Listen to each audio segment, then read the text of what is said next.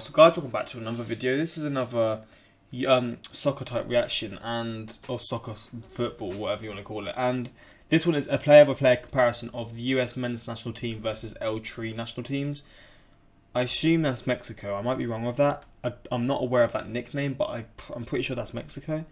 And I know there is quite a little rivalry between these two nations when it comes to a lot of things, but as well as in football. And got a burp coming, and I've been wanting to do more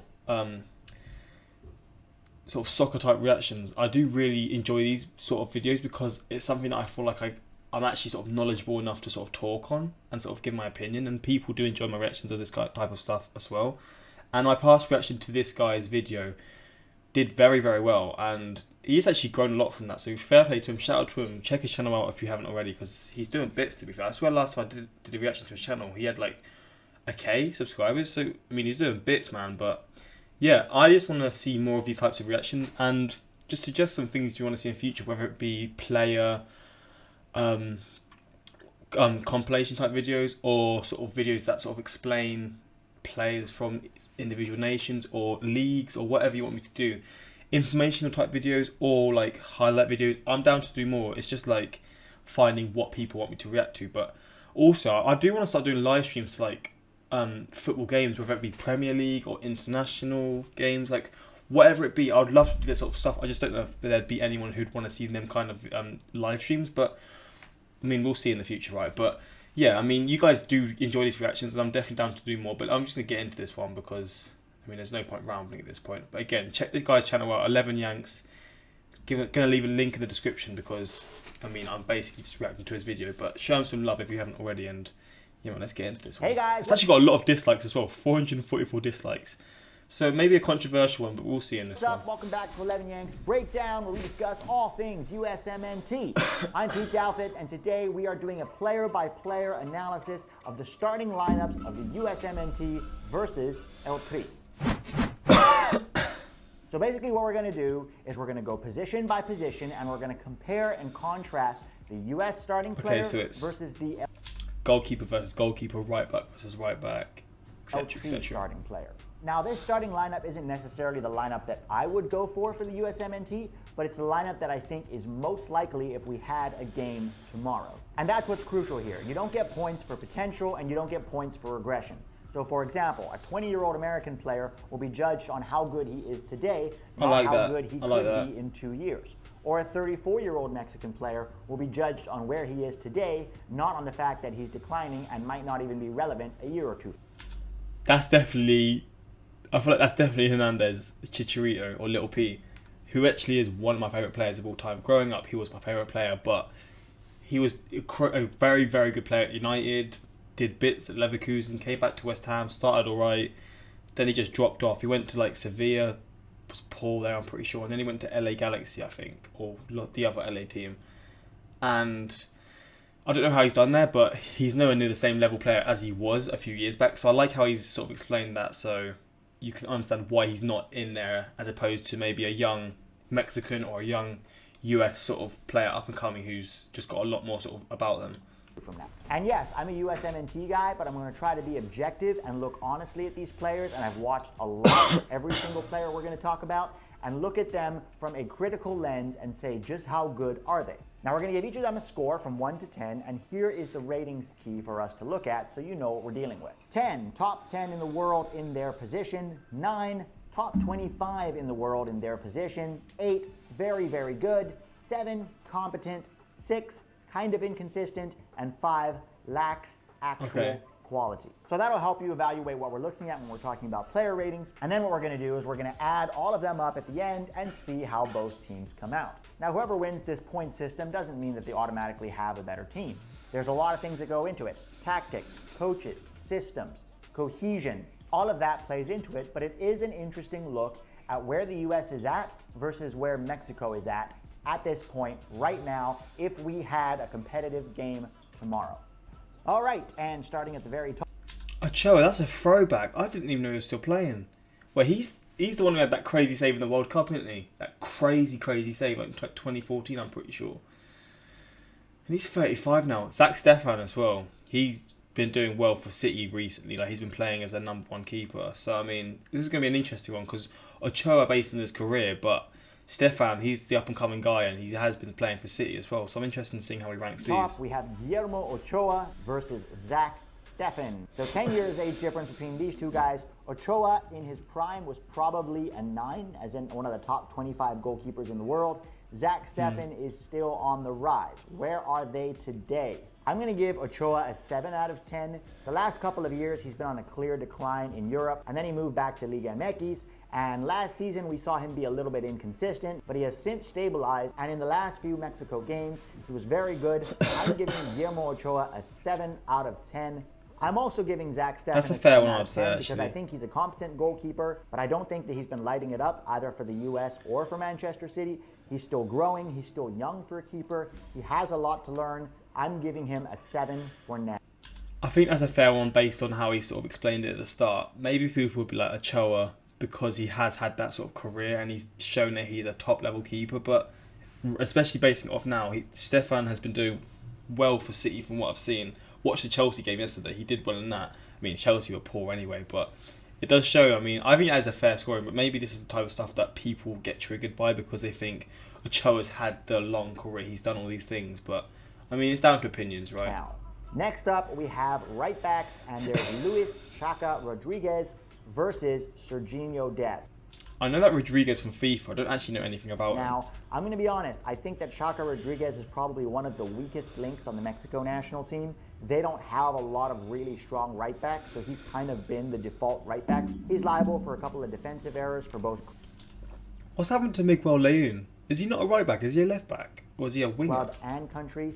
He's not as good technically in tight spaces when you put real pressure on him. And if I'm setting up a high press with the U.S., I'm targeting Chaka Rodriguez as a guy Like that's probably the 5'6". weakest link in possession. And defensively, if you got Pulisic running at him, I think that's not a good matchup at all. Serginho Dest is now at Barcelona, far from perfect, but has been very, very good, playing for one of the top clubs in the world. Chaka Rodriguez gets a 6 because he is 8, inconsistent. I'd say for Dest. He's never been a lockdown defender. 7 to He's 8. sometimes good enough, say sometimes not. 6 out of 10 for Chaka Rodriguez. Serginho Dest gets 9. a 9 out of 10 because Well, that's top 25, isn't it? I mean, would I say he's young, but there are a lot of good right backs at the moment. Like in the Premier League alone, there's like Kyle Walker, maybe he's better than some of these, and I'm not being fair. But there's like Kyle Walker, there's Trent, there's Reece James. I'd say he's probably comparable to Reece James in a lot of aspects. Maybe not the play style, but just the sort of level they're at and the age. I mean, maybe he is actually looking at it from hindsight. Maybe he actually is top 25, so that is probably a fairish one. I would probably say 8 or 9. I'm not actually seen enough of him to really base it, and I don't know how much he's been playing for Barcelona. Has he been playing consistently? I think he is a top 25 right back in the world. And the cool thing is he's only going to get better at just 20 years old. Left backs, Jesus Gallardo versus Anthony Robinson. Gallardo is one of those attacking fullbacks. He gets up and down the field. He's been very consistent both for Monterrey and for Mexico. And at 26, he is in his prime. He's probably got 2 World Cups left in him, and it's going to be difficult for any young Mexican fullbacks to unseat him. Anthony Robinson has been performing well for Fulham, but has been up and down, both for club and country. There's an inconsistency to Anthony Robinson, and that doesn't mean he's not the left back for the U.S. He's got issues with his 1v1 defending. He's got issues with his combination play in tight spaces. Jesus Gallardo gets an 8 out of 10 because he's very, very good. Not quite a 9. I don't think he's a top 25 left back in the world. Anthony Robinson is 6. Oh wow! So the Gallardo's actually he's rating him a lot higher. That's interesting because I suppose that Robinson was linked to AC Milan like last year, but I mean things change, right? But interesting one for this one, and he is a few years younger as well, to be fair. But does Jesus Gallardo? I'll maybe have to check him out because having that high rating, that's interesting to see. 6 out of 10. You don't know what game you're always going to get for him, and yes, he's starting to perform better for Fulham right now. But based on his national team performances and his club performances, he's still a 6 out of 10 for me. Left center backs, and this Brooks is a really versus interesting Moreno. fight. Hector Moreno versus John Anthony Brooks. Both of these guys have been solid center backs for their teams. Hector Moreno started 4 out of the last 5. Wolfsburg have been for doing Mexico, bits so it's this clear year, to that be fair. Tata really trusts him. I know there's a section of the fan base that feels like Cesar Montes should be partnered with Nestor Araujo at center back. But clearly Tata trusts Hector Moreno despite his age and despite where he's playing. He's still a very good center back for them. John Anthony Brooks is the #1 center back for the US guys. And I actually want to see Wolfsburg. I think I know they lost to Dortmund yesterday, but Bundesliga. I swear they've got a really good defensive record, haven't they? If I'm proving wrong here, I'm gonna laugh. But I mean, 50 in the Bundesliga, they're one of the best defenses. How much has he been playing for them? Do you play against Dortmund? Why not? So yeah, he's played against them, so I'm assuming he is a consistent player for them. And I know they've been doing very well this year. They've had a lot of draws, but they're a solid team. So that's I mean, he's gonna have to be rated highly for sure. I know he's always been a solid defender. But yeah, I'm interested in seeing his rating. I'll probably say he's like an 8, to be honest. And Hector Moreno, I swear he was at Porto a few years ago. 7 out of 10 for Hector Moreno. Maybe not though. Even though he's no longer playing at a very high level, he has been a consistent performer for Mexico. And if there was a game tomorrow, I think he would be not only the starter, he would be a lockdown defender for them. John Anthony Brooks gets an 8 out of 10. He's not a top 25 center back in the world. I do think that once he gets turned, he isn't always great at catching up with his guy, and he does have moments where he lacks concentration. But 8 is still a very good center back. He's a good defender to have for sure. Next up is Nestor. I'd actually like him for England, to be honest. I really would. Because, I mean, you've got Stones who's been doing well. You've got Maguire who's been doing well, but he's just unreliable. But, I mean, I don't know. Maybe I've not seen enough of Brooks, but I would like him at United for sure. Not United, for England. There was rumors about Long getting a move to Europe a year back. Personally, I don't think he's a guy that could do well in a top 5 league. Both of these guys are solid center backs. Nestor Araujo's had a very good career in Europe. He's kind of had a rough year this year with Celta Vigo, but in my opinion, he's still a consistent, reliable defender. Nestor Araujo, 7 out of 10. I toyed with the idea of giving him an 8, but I can't really say he's very good. Also, there are some times where he's played with Mexico and he hasn't always looked comfortable. Aaron Long has had a rough season with the New York Red Bulls and has made some mistakes with the US men's national team. He gets a 6 out of 10 simply because he is inconsistent. Aaron Long is honestly just a placeholder for the next couple of months. If we had a competitive game tomorrow, he would start. But Chris Richards is the guy who's going to take over. That's true, actually, the Bayern Munich youngster. Into holding midfield now, and this is where it gets really fun. These are good. I swear Edson Alvarez is I've not actually seen much of him, but I know he's a solid player. And Tyler Adams he's very good. He's very promising for sure. Edson Alvarez, the 23-year-old midfielder / defender for Ajax. I think Edson Alvarez will mostly be used in midfield because that's where Tata Martino is going to want to use him. Tyler Adams, 21-year-old, playing for RB Leipzig. Julian Nagelsmann trusts him a lot, either always starting or getting significant minutes off the bench. Edson Alvarez, for me, gets an 8 out of 10. And I know a lot of people are slagging on him right now because he's lost his starting spot with Ajax, but he's very good as a holding midfielder, protecting the back line. His distribution is excellent, setting up attacks. He reads. Top 25 holding midfielders. Tyler Adams. I probably wouldn't say now. No, he probably isn't now. But his potential is showing that he will be there within the next few years. And being trusted by a coach like Nagelsmann at a club like Leipzig, who knocked United out of the Champions League spots, I mean, there's definitely a lot of promise and excitement for him for sure, but I'd say probably 8 as well. Games very well. Tyler Adams has also been really excellent, both for the US and for RB Leipzig. Had a Champions League goal in the semifinals a couple months back, and really strong with his work for RB Leipzig this year. That's an 8 out of 10. I think if Tyler Adams continues to progress, he could easily be a top 25 holding midfielder in the world. Box-to-box midfielders and Andres Guardado versus Weston McKennie. Guardado still plays. Yeah, that guy's been playing, seems like, for like 20 years now.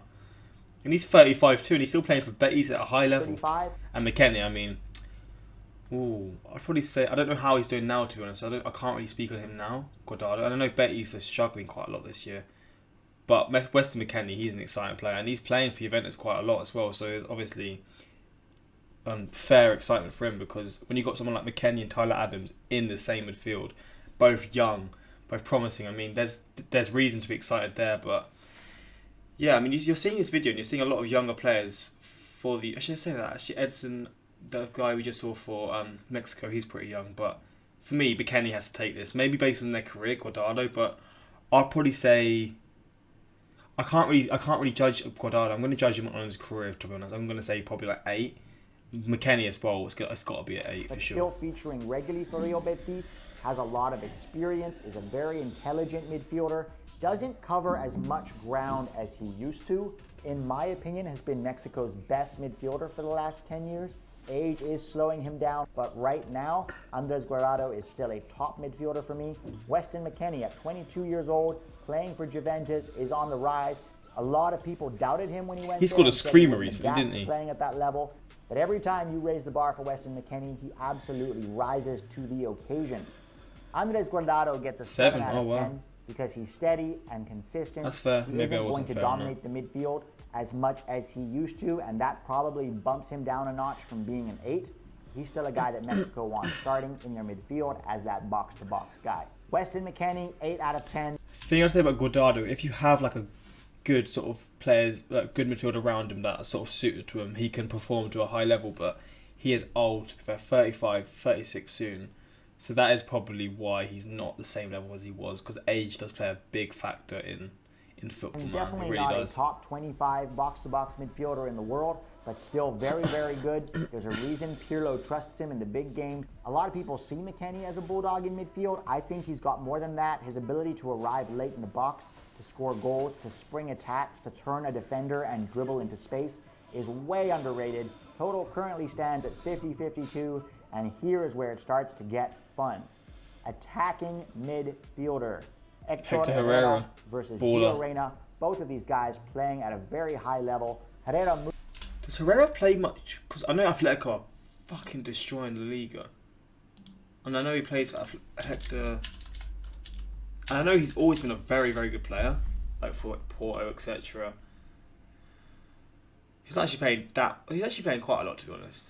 I know this isn't the best way to judge a player's how a player should be rated, but he's playing quite a lot for. He's probably like their backup, sort of player. Backup. He's like a sort of substitute that they use, a reliable substitute that they use for Atletico. How much has he actually played for them since he's joined? 42 times in what? Is that 2 years? 2 to 3 years, I'm pretty sure. He joined. Yeah, 2 years. I mean, yeah, it goes to show. And I know they're doing bits this year, but I'm probably going to say these are both going to be 8s. 8s, they've got to be both be 8s. Porto a year and a half ago, and he hasn't always been starting, and he's had an up and down time, but you have to give the guy props. He's had some really good moments playing for them, and some not so great. Gio Reyna has 4 goals and 6 assists for Dortmund this season. He is absolutely a top 5 under-20 player in the world. That is not exaggerating. Herrera, we give a 7 out of 10. 7? I don't know about that. From what I've seen of him and from what I remember about seeing him, just watching him in the Champions League and stuff, I'm not going to sit here and pretend I've watched him like out of my own way, like in Liga NOS or in La Liga. But from what I've seen and seen him in like international competitions, he's a much better player than that. So I'd say 8, man. Because he's at Atletico and they're a top team.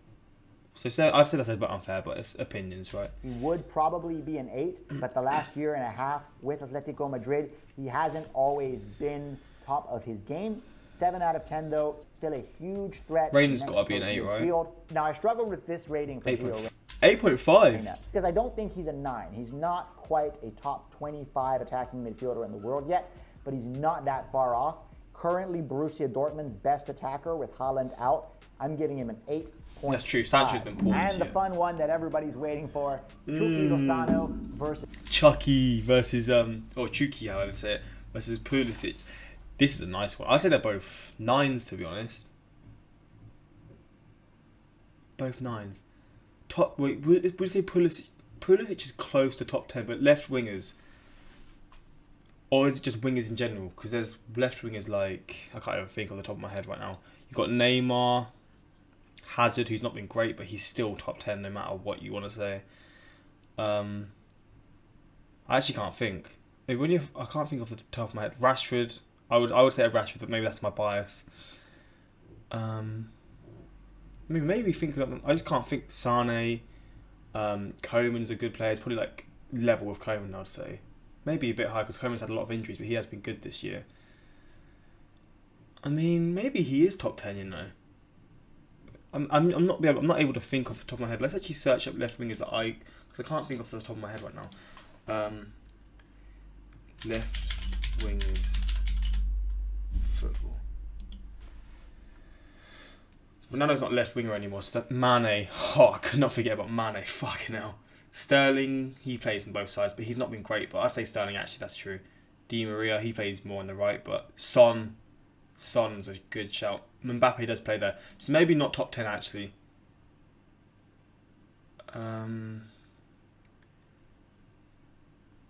Yeah, maybe actually he is top 25. It's hard to say because he's such a good player. And when I watch him, I'm like, he is just like a regen of Hazard, just quicker.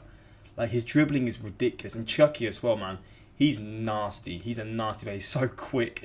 They're both so quick, but they've both got their things about them. I know he's been doing pretty well this year from what I've seen, but I'm interested to see how he rates this. I'd probably say 9 and 9, to be honest. This is Christian Pulisic, 25-year-old playing for Napoli. I want to give Chucky... I would say I think Pulisic is a little bit better because I see more of him. But to be fair, maybe that's just not me knowing enough about Lozano. And I know he was linked to United, and I'd have actually wanted to sign him back a few years ago. But I'd say both 9s, but I rate Pulisic a little bit more.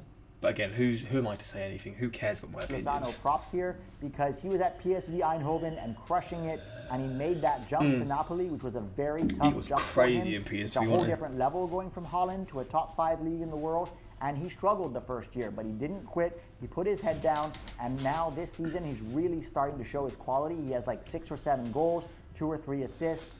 Christian Pulisic. The only thing holding Christian Pulisic back from being injuries, a top 10 winger in the world right now is his injuries. So good 1v1, very hard to track, very hard to mark. Chucky Lozano gets an 8 out of 10. I don't think he's quite a top 25 winger in the world. That's not fair, yet, I don't think. but he's not that far off. Christian Pulisic is, for me, a top 10 left winger in the world. If he could stay healthy, he would be getting 20 goals and 10 assists every season. Not even kidding. Right winger, and here we see a pretty big disparity. Jesus Corona. See, I know a lot about... He's like a crazy dribbler, isn't he? He's a crazy dribbler. I've actually had suggestions to react to him because he's just crazy, and I know he's a good player, a very good player, especially at what he's good at. He's ridiculous at against Jordan Morris. I mean, basing it off the names, I don't know enough about Jordan Morris. I'd probably say Corona because I'm saying Corona. I think it's Corona or however you say it. I can't pronunciate properly, but he's got to be probably an 8, to be honest. Probably an 8. I don't know much about Jordan Morris, though. So maybe he's ranked a bit higher. Tecatito Corona, another excellent midfielder, 27-year-old, currently playing for FC Porto, versus Jordan Morris. Now, I know some USMNT fans are going to come after me for this. They don't think Jordan Morris should start for us. But regardless, I think that Greg Berhalter would start Jordan Morris tomorrow if we had a competitive game on that right wing. I know some other prospects like Uli Yanez or Timmy Weah or Conrad De La Fuente are there, but I just think that he probably trusts Morris more. Jesus Tecatito Corona, 8 out of 10. He's in his prime right now, and he's absolutely blowing it up, not only in the Portuguese league, but in the Champions League as well. I watched the Mexico versus Holland game recently, and he was torturing that Dutch defense. He is as good as Chucky Lozano. The only difference is he hasn't made that move to a top 5 league yet. Jordan Morris stayed in his comfort zone in Seattle, where he has been very good. But guys, there's levels to this. Being good in MLS is not the same thing as being good in the Champions League or even a top 5 league in Europe. And he's been inconsistent for the national. To be fair, he has actually been quite fair with this. I feel like some of his ratings are a bit unfair, but he probably has more knowledge on some of these players than me. Yes, he's good when we play lower levels of CONCACAF.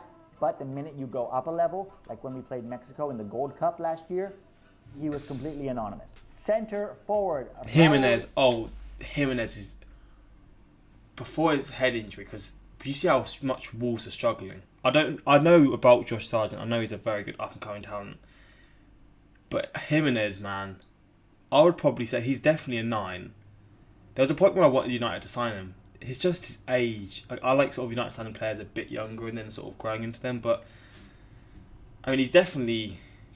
I mean, yeah, his top 10 is hard to say that because there is so many good strikers in the world. But he's definitely 9 without a doubt. Sargent, I'd probably say he's probably going to be ranked like around a 7. I don't know enough of him, but I know he's another up-and-coming talent from the US. Jimenez versus Josh Sargent, 29-year-old. Raul Jimenez has without a doubt been the top forward in CONCACAF for the last few years. He is such a complete forward, guys. Very hard to find a weakness in Jimenez's game. Unfortunately, he did get this head injury recently. He fractured his skull, and we don't know if he's ever going to be playing again. And if he does, is he still going to be the same player he was before? He's going to be 30 in May, but I'm rooting for Jimenez. He is such a good player, guys, and Mexico doesn't really have a number 9 to replace him right now. So fingers crossed for them that he comes back and gets healthy soon. Josh Sargent over at Werder Bremen has been making strides of progress. He doesn't get a lot of service, but boy, he works his ass off, and he is very much the focal point of that attack. People who like to see goals go in the back of the net underrate Josh Sargent because their metric for player evaluation is very simple. But when Sargent gets to a club that gives him good service, he's going to show everybody what he's all about. I think he's our number 1 forward, and I think he would start tomorrow if we had a competitive game. 9 out of 10 for Raul Jimenez. He might not quite be top 10 in the world, but he's definitely a top 25 forward in the world. Josh Sargent, 7 out of 10 for him. It's close, man. That little Gio Reyna of the 0.5 has won it for them. Good, but not great. Part of that is where he's playing. Part of that is that he still has some weaknesses in his game that he needs to work on. So yeah, 7 out of 10 for Josh Sargent. Now, 82 for Mexico and 82.5.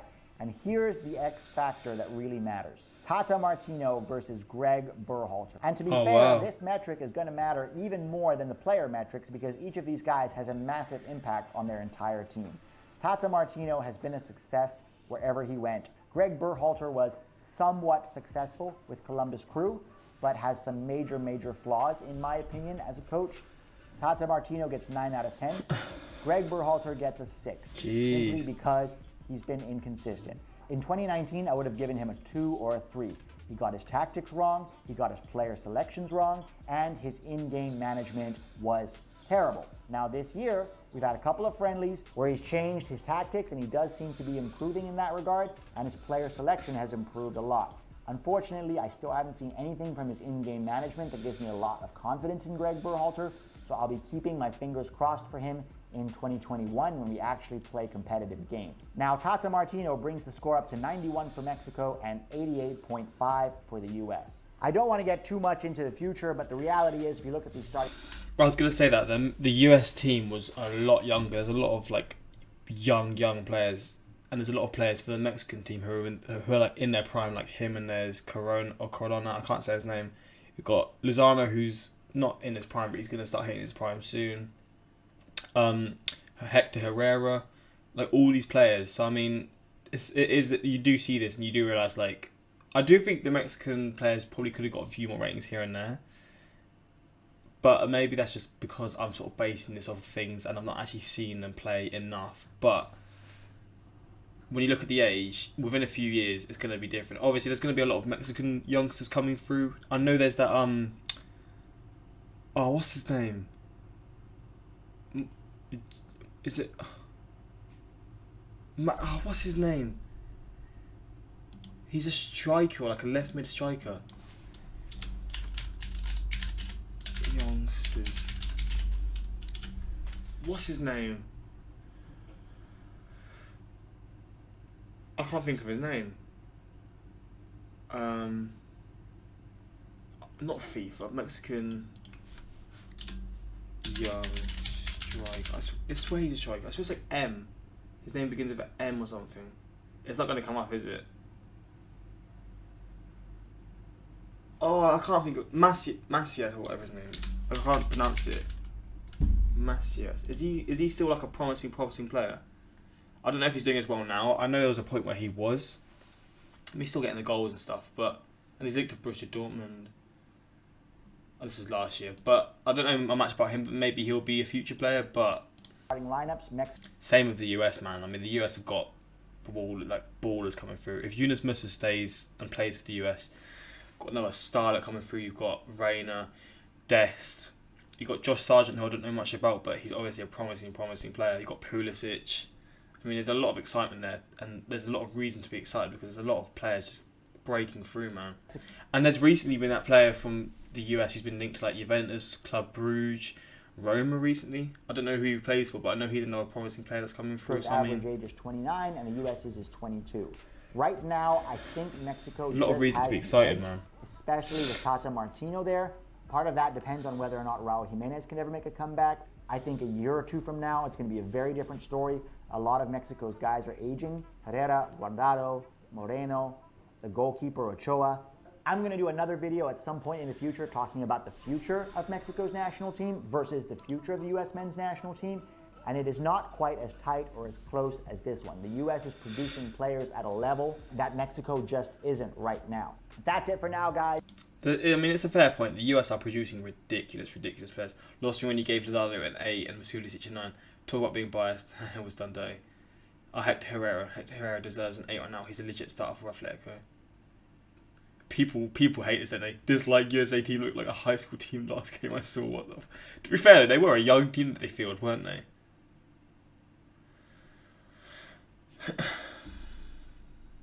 I'm a Tree fan, but I'm loving how much the US men's national team has grown. It will help build the CONCACAF up in a more competitive region.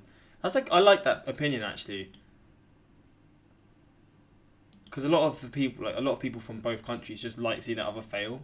But I mean, that's a good sort of opinion. It does help build the continent as a whole. Western the weekend McKenny. I enjoyed this though. What are your opinions on this? What are your thoughts? What ratings would you give each player? If you have got to this point of the video, so tell me like what rating you would give each player, and also which starting 11s you'd have for each squad if you're from Mexico or if you're from the US.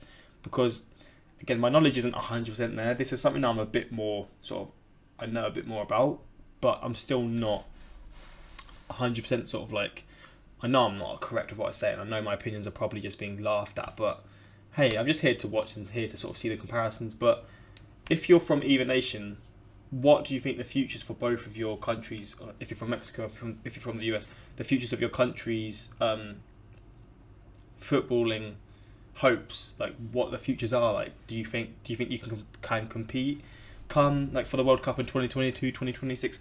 I'd say for 2022, Mexico have the bigger opportunity, and then 2026 is the US. But then in the next few years, maybe some Mexicans could break through and ball out, or the same for the US, like some other unknown US players will just come out of nowhere and just ball out, because there's a lot of US players like just doing bits at the moment. I'm really intrigued to see how like the future of their national team is. But hopefully you guys enjoyed this reaction, and until next time, like, subscribe, peace.